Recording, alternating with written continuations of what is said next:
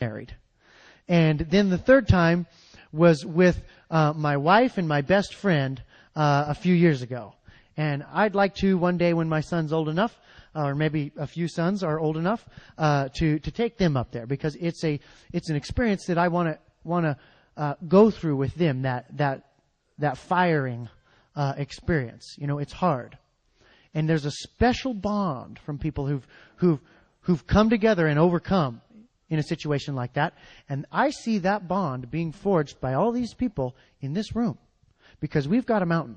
And there's times when you're on a wind-blown, knife-edge ridge, and you know that there's a really good chance that not everybody in your expedition is going to live. And they need somebody to pull them together and seize the day and say, we can make it. And we can do it, and we can try, and let's press on and let's be victorious. And you can just gripe and be defeated and characterized by the horrible situation that's around you, or you can be what that horrible situation calls for. That's in our nature as human beings. And that's what we need to do. You know, it's like when you're sailing out, you know, another time when I felt this feeling is when, you know, I'm out sailing on my sailboat. And I remember I got way far out from shore. You know, there's about a 3-day jaunt where there's, you know, rocky cliffs and there's no place to hide. And you got to go down there for 3 days and hope for good weather. And you can't predict the weather 3 days out. So you just wait till it's good and hope it holds. And we were cruising down there. Actually, it wasn't we. It was just me that time. My wife wasn't with me. She was back in town. I was out sea cucumber diving. And I'm going down this rocky shore, and I'm about, 25 miles offshore. And this horrible, horrible storm comes in. And it came from off the land, which is the worst kinds, because then they're really cold. They come out of Canada. And it comes pouring over the mountains, and I'm out here on this boat by myself, and I'm having to make it to shelter. And I see just the blackness on the horizon. And I'm listening on the VHF radio, seas 25 feet. Shoot, my boat's only 35 feet, small craft advisory, and then the wind gets really tight and those waves get stuck really close together. That's when they're dangerous. It's not, you can have a 60, 70 foot sea, no problem. If they're rollies that are nice and far apart and you just go down one and up the, no problem.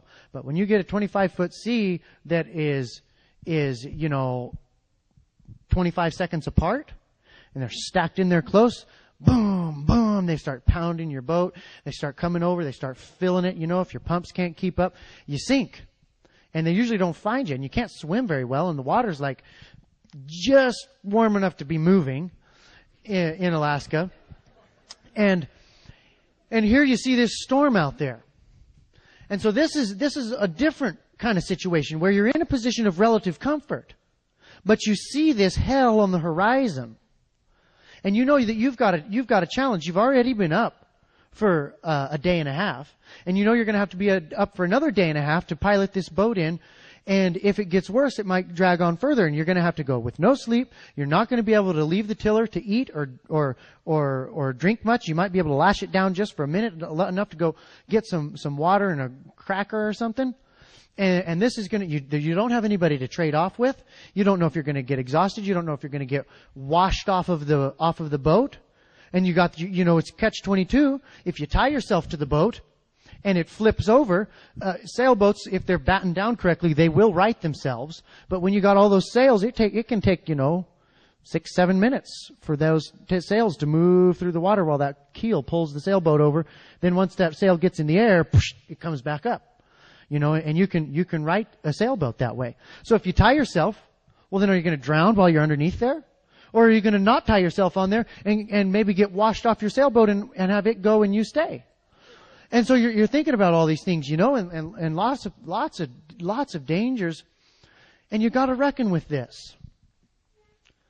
If you haven't reckoned with what might be yet to come, you'll be crippled by what's at hand. And you know what? We've got some dark clouds on the horizon. And we need to honest up and talk about those and what we're going to do. Otherwise, we're going to be useless at what's at hand. if you haven't gulped it down and say, yeah, I might die in that storm, and now I'm going to get ready for it. If you just sit there and you just stare at them, not wanting to let your mind go through the process that would say that you might die, you're going to be useless. And I wrote a poem. I usually don't read my poems to people, but since it's Montana, I'll do this. I wrote this poem before I sailed into that storm. And we've been in a lot of storms, but this one just sort of hit me in a special spot. Maybe it's because my wife wasn't with me.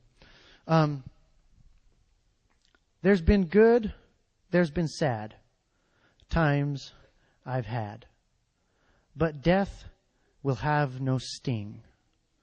As I offer my soul to an angry sea, my lips will softly sing. For the time has begun for my toil to be done. My hands now work with ease. For I'm made anew, and I'll wait for you on the shore beneath the seas. Once you've accepted that you're done, you can begin.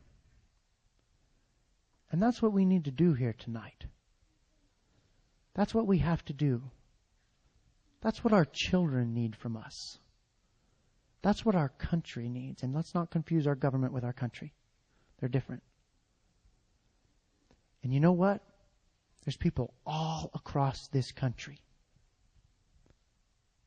that are rising to the occasion, that are meeting the challenge.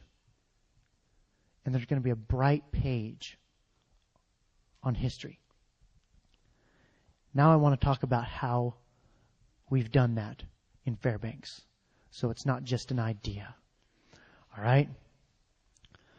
How many of you know who Sun Tzu is? I don't either. I just know his name. But he wrote some really good stuff about war.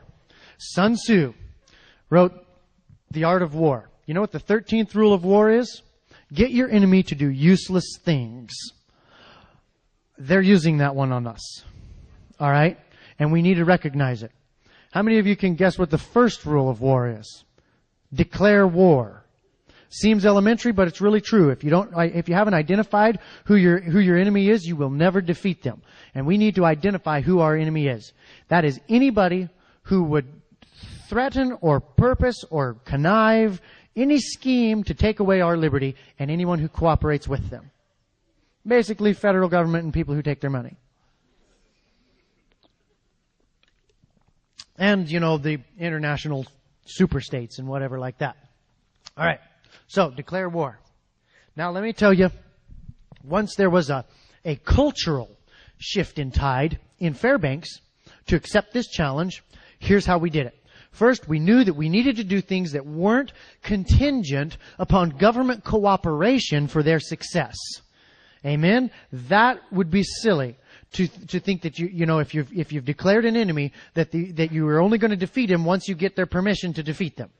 You'll be waiting a long time. You'll be sending a lot of letters to your congressman before you get one back that says, all right, guys, now's the time. Beat us. All right? Here's what happened. Here's how it all started. I do a lot of TV and radio in Fairbanks, talking about economics mainly and legal theory and stuff like that. And somebody called me after a radio show, and they said, what are we going to do about all these gun laws, man? They're just coming down like a hailstorm. I said, well, I don't know. Let's get together at Denny's and talk about it. 150 people showed up. There were so many people that the fire marshal showed up and was trying to kick us out. And I said, okay, well, hold on, hold your questions, And he wound up staying for the whole meeting and getting right on board and forgot to kick us out. So, here's what we wrote up in Denny's. That first meeting, 150 people. The next meeting, 750 people. The next one is about 1,600. Next one, 5,000. Just blah, blah, blah, blah, blah, blah. Went up. Now we got to rent the Carlson Sports Arena, big football stadium, to hold these meetings in. We had Rick Jor come up and speak for us at one of them.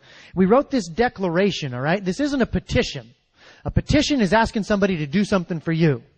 And you know what? I'm kind of sick of asking other people to do stuff for me. I'm going to tell some people what I'm going to do. The first thing they teach you when you go to counseling is the only person you can change is yourself.